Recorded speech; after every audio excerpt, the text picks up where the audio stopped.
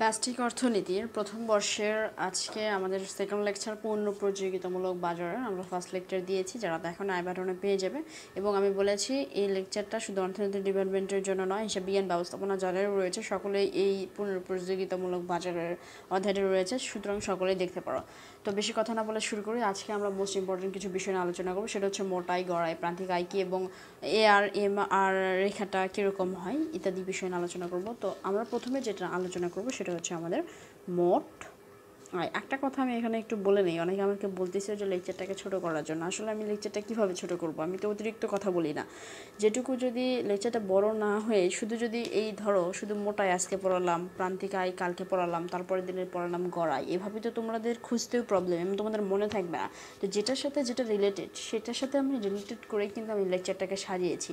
আমি লেকচার শুরু করার আগে প্রথমে গুছিয়ে নিই যে আমি কীভাবে তোমাদেরকে পড়াবো এবং কি কি প্রশ্ন এই অধ্যায়ের জন্য ইম্পর্ট্যান্ট এবং যেগুলো সালে এসেছে সেই কোশ্চেনগুলো সাজিয়ে তারপর আমি শুরু করি ভিডিও করা।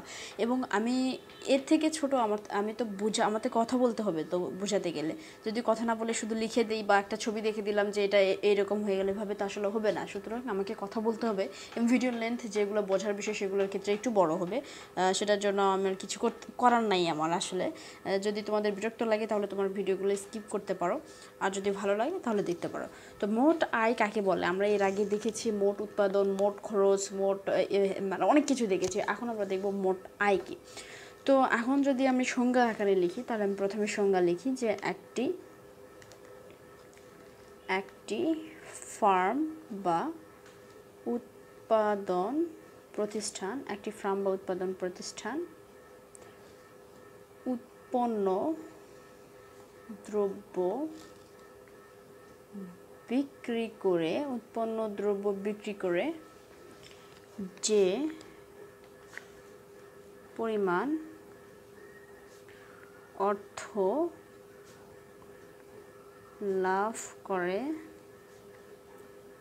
তাকে মোট আয় বলে।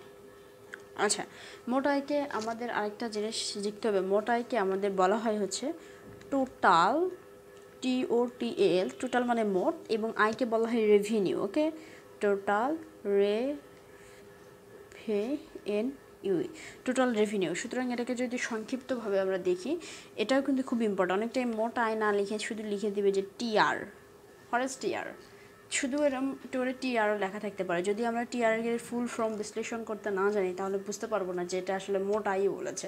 আমরা হয়তো মোট আয়ের সংজ্ঞা পড়েছি কিন্তু TRকে কখনো নোটিস করিনি। সুতরাং আমাদের এটাও দেখা ইম্পর্টেন্ট যে TR মানে হচ্ছে টোটাল রেভিনিউ, মানে হচ্ছে মোট আয়। ওকে, তাহলে আমরা বলেছি যে একটি ফার্ম বা উৎপাদন প্রতিষ্ঠান উৎপন্ন দ্রব্য বিক্রি করে যে পরিমাণ অর্থ লাভ করে তাকে মোট আয় বলে। সাধারণ কথা, আমরা নির্দিষ্ট পরিমাণ দ্রব্য উৎপাদন করেছি এবং সেটাকে বিক্রি করব, তো সেটা বিক্রি করে যতটুকু আমরা মানে অর্থ উপার্জন করতে পারবো সেটাই তো আমাদের আয়।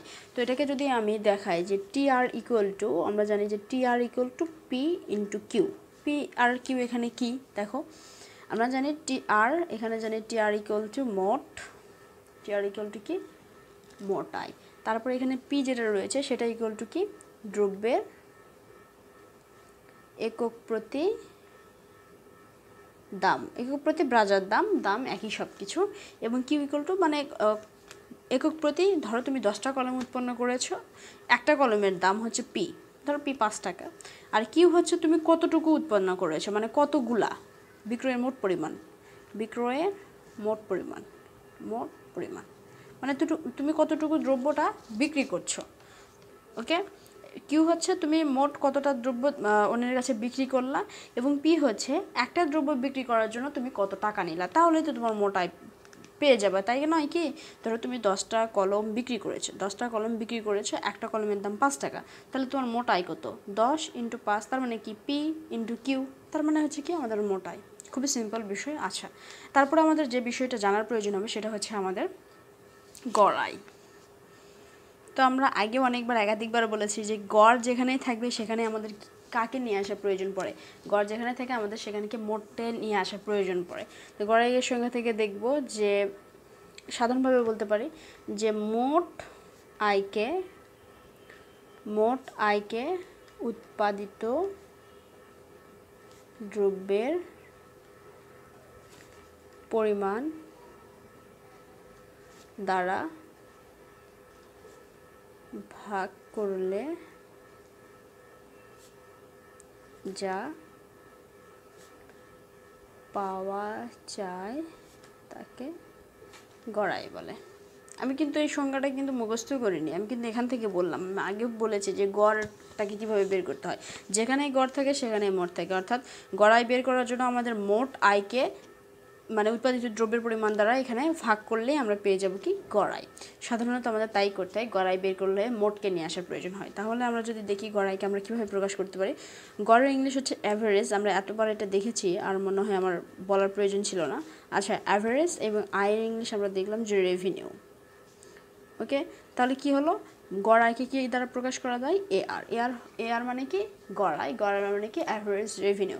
এখন অ্যাভারেজ রেভিনিউ ইকুয়াল টু আমরা কি বলেছি, মোট আয়কে, তাহলে মোট আয় কি টিআর হচ্ছে টোটাল রেভিনিউ, মোট আয়কে উৎপাদিত দ্রব্যের পরিমাণ দ্বারা, কিউ কি বিক্রয়ের মোট পরিমাণ, এটা হচ্ছে আমাদের এখানে উৎপাদিত দ্রব্যের মোট পরিমাণ, কিউ হচ্ছে এখানে আমাদের উৎপাদিত দ্রব্যের পরিমাণ, এখানে কি ছিল বিক্রয়ের মোট পরিমাণ, যেখানে মোট আয় যখন বিশ্লেষণ করা হয়েছে, এখন আমরা গড় আয় বিশ্লেষণ করছি। সুতরাং এ আর ইকুয়াল টু আমাদের কি হচ্ছে এখানে এ আর দ্বারা আমরা প্রকাশ করি হচ্ছে গড় আয়, এবং এখানে আমাদের টিআর দ্বারা কি বোঝাচ্ছি, টিআর দ্বারা আমরা বোঝাচ্ছি মোট আয়, এবং আমাদের যে কিউ রয়েছে এটা দ্বারা আমরা এখানে বোঝাচ্ছি যে উৎপাদিত দ্রব্যের পরিমাণ, ওকে। এরপর আমাদের যে বিষয়টা রয়েছে, সাধারণত মোট, গড় এবং এর সাথে একটা বিষয় থাকে লেজ লাগে, সেটা হচ্ছে প্রান্তিক। এইগুলো কখনোই আমাদের পিছু ছাড়বে না, যতদিন আমরা ব্যস্টিক পড়বো ততদিন এই প্রান্তিক থাকবেই।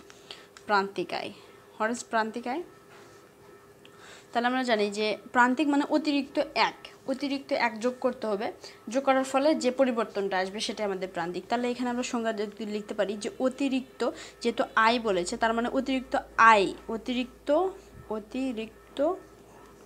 এক একক দ্রব্য বিক্রয়ের ফলে মোট আয়ের যে পরিবর্তন বা যে অতিরিক্ত আয় সংযোজিত হয়, ইচ্ছা তোমরা দিতে পারো যে অতিরিক্ত এক একক দ্রব্য বিক্রয়ের ফলে মোট আয়ের যে পরিবর্তন হয় তাকে প্রান্তিক আয় বলে,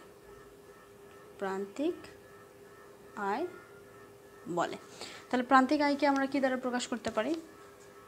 ওকে, প্রান্তিক মানে হচ্ছে আমরা জানি মার্জিনাল মানে হচ্ছে আমাদের প্রান্তিক। আর ইংলিশ আমরা দেখেছি যে রেভিনিউ, তার মানে এটা কি হবে, এখানকার এম এখানকার আর, তাহলে এম আর, এখানে যখন এ আর আমরা নিয়েছি, এখানকার এ এখানকার আমাদের আর নিয়েছি, এটা হচ্ছে এ আর। যখন আমরা টি আর নিয়েছি, দেখো এখানকার টি টোটালের টি এবং রেভিনিউর আর, টি আর এ আর এম আর, ঠিক আছে। এম আর মানে কি প্রান্তিক আয়। এখন প্রান্তিক আয়কে যদি আমরা বিশ্লেষণ করতে চাই তাহলে আমরা কিভাবে করব, দেখো প্রান্তিক আয় এম আর ইকুয়াল টু, আমরা এখানে লিখব যে ডেল টি আর ভাগ ডেল টি কিউ। এর ডেল মানে কি, যেহেতু আমরা যে মোট আয় যা ছিল তার থেকে এক একক বৃদ্ধি করছি, সুতরাং পরিবর্তন যেহেতু হচ্ছে, পরিবর্তন হলে আমরা এই ডেল চিহ্নটা ব্যবহার করি। ওকে, তাহলে আমরা এখানে যেটা নিচ্ছি সেটা হচ্ছে এম আর হচ্ছে আমাদের প্রান্তিক আয়, ডেল টি আর হচ্ছে আমাদের শুধু টি আর মানে কি, আমাদের টি আর মানে কি মোট আয়, তাহলে এখানে হবে মোট আয়ের পরিবর্তন, যেহেতু ডেল রয়েছে মোট আয়ের পরিবর্তন। ওকে, তারপরে আমাদের রয়েছে হচ্ছে ডেল কিউ হচ্ছে আমাদের এটা বিক্রয়ের পরিবর্তন। আচ্ছা, এতক্ষণ আমরা যেটা দেখলাম সেটা হচ্ছে মোট আয় কি, গড় আয় কি, প্রান্তিক আয় কি। এখন এই তিনটা বিষয়ে আমরা প্রথমে একটু সময় নিয়ে একটু চোখ বুলাইয়ে নেব 2 মিনিট, তোমরা যারা ভিডিওটা পজ করে দেখতে পারো। এরপরে আমরা যে বিষয়টা নিয়ে আলোচনা করব সেটা হচ্ছে যে পূর্ণ প্রতিযোগিতায় দাম, গড় আয় এবং প্রান্তিক আয় কেন সমান, এবং এই কোশ্চেনটা 2016, 19 এবং আরও বিভিন্ন সালে এসেছে। তো আমরা প্রথমে এই তিনটা সুন্দর করে একটু নোট করে দেখে আমরা পরের কোশ্চেনে চলে যাচ্ছি। ওকে, এখানে এখন আমাদের যে কোশ্চেন সেটা হচ্ছে পূর্ণ প্রতিযোগিতায় P equal to A R equal to M R. পি মানে হচ্ছে দাম, এ আর মানে গড়া, এম আর মানে হচ্ছে প্রান্তিক আয়, যেটা আমরা একটু আগে দেখলাম। এখন কথা হচ্ছে বলেছে যে পূর্ণ প্রতিযোগিতায় দাম যা হবে গড়ায় তাই হবে এবং প্রান্তিক আয় তাই হবে। অর্থাৎ পি যদি 1 টাকা হয়, এ আরও 1 টাকা হবে, এম আরও আমাদের 1 টাকা হবে। এটা আমাদের কোশ্চেন বলে দিয়েছে এবং এটা আমাদের অল টাইম মনে রাখতে হবে। এখন আমরা এখানে কিভাবে বিশ্লেষণ করব, কিভাবে বর্ণনা দেবো? প্রথমে আমাদের যেটা করতে হবে সেটা হচ্ছে আমাদের একটা ছক আর্ট করতে হবে। সেই ছকটা আমি প্রথমে এখানে আর্ট করে নেব। দেখো এখানে যে ছক নিব প্রথম, আচ্ছা আমি ছকটা প্রথমে একটু আর্ট করে নেওয়া ট্রাই করি। ওকে, 2 3 4। আচ্ছা, প্রথম ঘরে আমাদের যেটা থাকবে সেটা হচ্ছে কিউ। কিউ মানে কি? বিক্রয়ের পরিমাণ। আমি শুধু এখানে কিউ লিখলাম, তোমরা একটু ছকটা আর বড় হবে, তো তোমরা এখানে কিউ এবং বিক্রয়ের পরিমাণ এটা পুরোটাই লিখবে। আচ্ছা, তারপরে হচ্ছে এখানে থাকবে হচ্ছে দাম পি। তারপরে যেটা থাকবে সেটা হচ্ছে মোট আয় টি, আর দ্যাটস মিন হচ্ছে মোট আয়। এবং তারপরে থাকবে হচ্ছে এ আর মানে হচ্ছে আমাদের গড় আয়। এবং তারপরে যেটা থাকবে সেটা হচ্ছে আমাদের এম আর মানে হচ্ছে আমাদের প্রান্তিক আয়। তাহলে এখানে আমরা চেষ্টা করি। ওকে, আচ্ছা এখন আমরা ধরি মানে কিউ মানে আমরা নিয়েছি যে বিক্রয়ের পরিমাণ। তো প্রথমে আমরা দেখি যে বিক্রয়ের পরিমাণ যদি আমাদের 1 2 3 4, আমরা 4 একক বিক্রয় করব। এখন প্রথম আমরা জানি যে পি হচ্ছে স্থির থাকে। কেন স্থির থাকে? পূর্ণ প্রতিযোগিতামূলক বাজারে স্থির দামে পণ্য ক্রয় বিক্রয় হয়, যেটা আমরা বৈশিষ্ট্যের মধ্যে দেখেছি। কেন হয়? কারণ এখানে অসংখ্য ক্রেতা বিক্রেতা রয়েছে।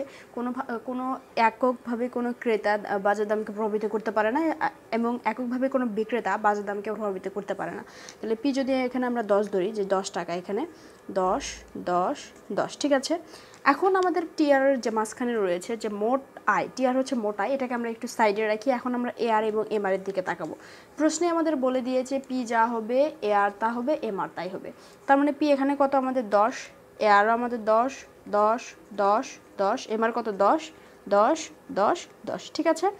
তার মানে এখানে সবসময় এটাই মনে রাখতে হবে। এবং মোট আয়, তুমি যখন বিক্রয়ের পরিমাণ বাড়িয়ে দিচ্ছ, তুমি যখন একটা পণ্য বিক্রি করেছো তখন তোমার যা ছিল, তুমি যদি 2টা পণ্য বিক্রি করো তার মানে তার থেকে তোমার আয় এখানে বেশি হবে। তার মানে মোট আয়টা কী হবে? মোট আয় বাড়তে থাকবে।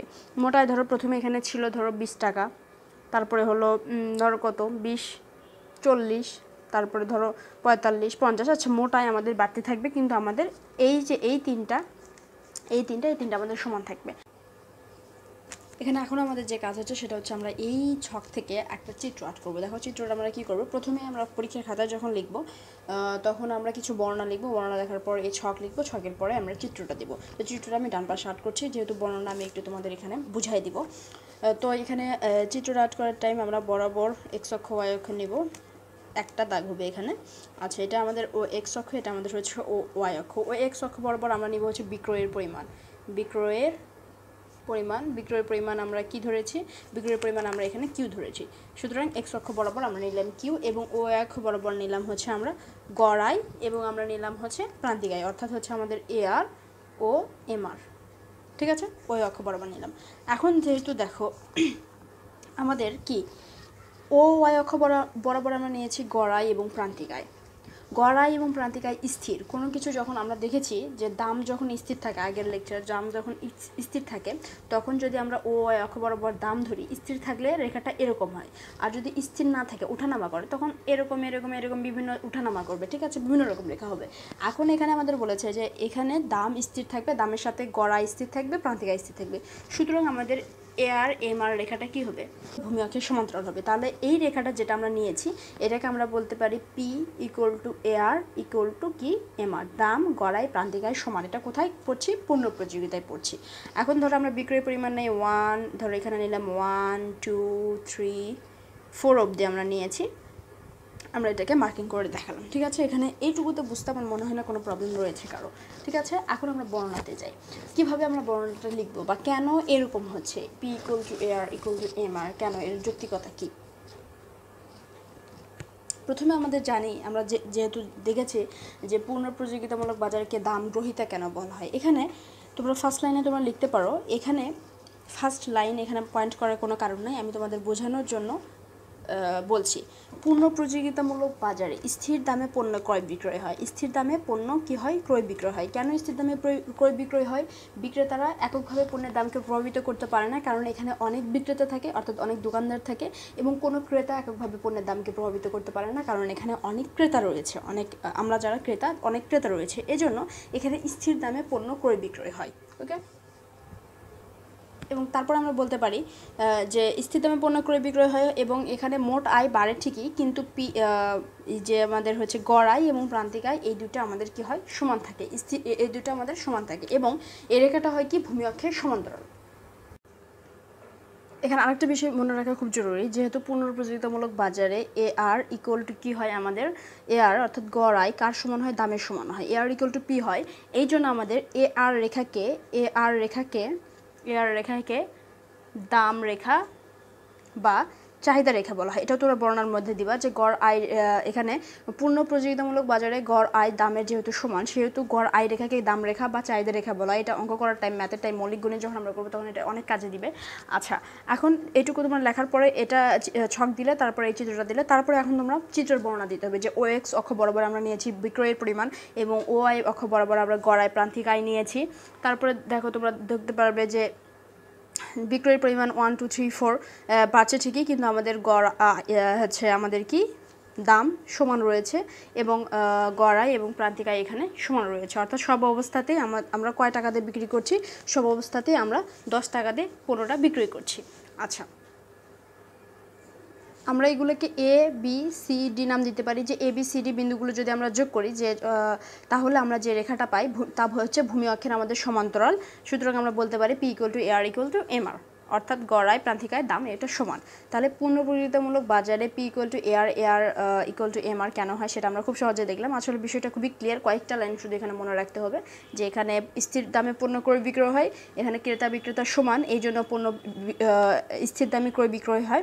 এখানে মোট আয় ঠিকই বাড়ে, কিন্তু দাম, গড় আয়, প্রান্তিক আয় সমান থাকে। এই কথাই হচ্ছে এটার মূল কয়েকটা লাইন। ওকে, আমি এখানে কয়েকটা লাইন তোমাদের জন্য লিখলাম যাতে তোমরা সহজে বুঝতে পারো, যেটা আমি মুখে বলে দিয়েছি, এবং লেখার মাঝে যদি কোনো সমস্যা না হয়। দেখো, আমি লেখাটা বলে দিচ্ছি। পূর্ণ প্রতিযোগিতামূলক বাজারে বহু সংখ্যক ক্রেতা বিক্রেতা একটি সমজাতীয় দ্রব্য নির্দিষ্ট দামে ক্রয় বিক্রয় করে, যেটা আমি অনেকবার বিশ্লেষণ করলাম। অর্থাৎ এখানে স্থির দামে পণ্য ক্রয় বিক্রয় হয়। ক্রেতা সংখ্যা অনেক বলে কোনো ক্রেতা এককভাবে পণ্যের দামকে প্রভাবিত করতে পারে না। যেহেতু আমরা অনেকগুলো ক্রেতা, আমরা যে মানে অনেক সংখ্যক ক্রেতা আমরা একসঙ্গে দোকানে যাই কেনাকাটা করি, এখানে ক্রেতার সংখ্যা অনেক। অন্যদিকে বিক্রেতা, যারা দোকানদার বা ফার্মের যোগানের একটি নগণ্য অংশ হয়, কোনো বিক্রেতা দ্রব্যের দামকে পরিবর্তন করতে পারে না। এই লাইনটা দ্বারা বোঝাচ্ছি, ধরো তোমার কোনো দোকানদার তোমার কাছ থেকে দাম বেশি চাইলো, এবং ওই সেম জিনিসই ধরো কলমের দাম তোমার থেকে বেশি চাইলো, কিন্তু তুমি তাই তো কিনবে না, এখানে অনেক কলমের দোকান আছে, সেই দোকানদারের কাছে তোমাকে কিনতে হবে। বিষয়টা কিন্তু এরকম না, অনেক দোকানদার আছে, অনেক দোকানদার থেকে কলমটা কেনা যেতে পারে। এখানে এই বিষয়টা বলা হয়েছে যে বিক্রেতা একটি যোগানের একটি নগণ্য অংশ মানে যোগান দেয় আর কি, এই জন্য দামকে প্রভাবিত করতে পারে না। এক কথায় পুনঃপ্রযোজিতামূলক বাজারে স্থির দামে পণ্য ক্রয় বিক্রয় হয়। ওকে, তারপরে যে লাইনটা এটা দিলা, যে আর আগেও আমি অনেকবার বললাম যে এগুলো সমান ইত্যাদি ইত্যাদি, যেগুলো আমি মুখে বলেছি সেগুলো তোমরা খাতায় নোট করে লিখতে পারো। তো এই ছিল আজকের প্রশ্ন। আমরা পরবর্তীতে নেক্সট ভিডিওটা নিয়ে আলোচনা করব।